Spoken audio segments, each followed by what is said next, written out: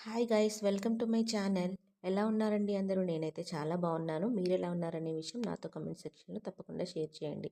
యాక్చువల్గా ప్రెగ్నెన్సీ టైంలో baby movements అనేవి మనకి బాగా తెలుస్తాయి కదా.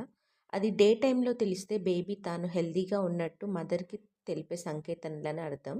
అదే ఒకవేళ నైట్ టైం కనుక బేబీ మూమెంట్స్ అనేవి బాగా చేసిందనుకోండి, అది దట్టు మనం పడుకున్నప్పుడు బేబీ చాలా మూమెంట్స్ అనేవి చేసిందనుకోండి, అది దేనికి సంకేతం అనేది ఎవరికైనా తెలుసా?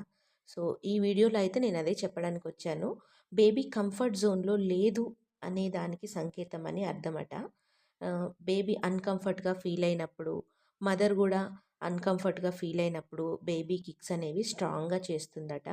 క అలాగే నైట్ టైమ్‌లో బేబీ రాంగ్ పొజిషన్‌లో మదర్ రాంగ్ పొజిషన్‌లో పడుకున్నప్పుడు కూడా బేబీ కిక్స్ అనేవి చేస్తుందట.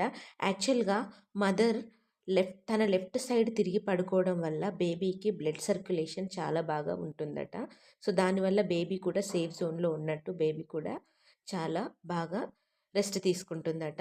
రైట్ సైడ్ పడుకున్న, స్ట్రెయిట్‌గా పడుకున్న బేబీ చాలా కిక్ చేస్తుంది. నేను కంఫర్ట్‌గా లేను అని మదర్‌కి తన కిక్స్ ద్వారా చెప్తుందని అర్థమట. సో, నా వీడియో గనుక మీకు నచ్చిందని అనుకుంటున్నాను. నాకు తెలిసిన ఒక చిన్న చిన్న ఇన్ఫర్మేషన్ ఆహ్, నేను మీతో షేర్ చేసుకున్నాను. ఆహ్, నాకు తెలిసిందైతే చెప్పాను. ఒకవేళ తప్పుగా చెప్పినట్టయితే సారీ అండి. సో, ఎప్పుడైనా మదర్ లెఫ్ట్ సైడ్ తిరిగి పడుకోవడం వల్లనే బేబీ కంఫర్ట్‌గా ఫీల్ అవుతుంది. కొంతమంది రైట్ సైడ్ తిరిగి పడుకుంటారు. ఓకే.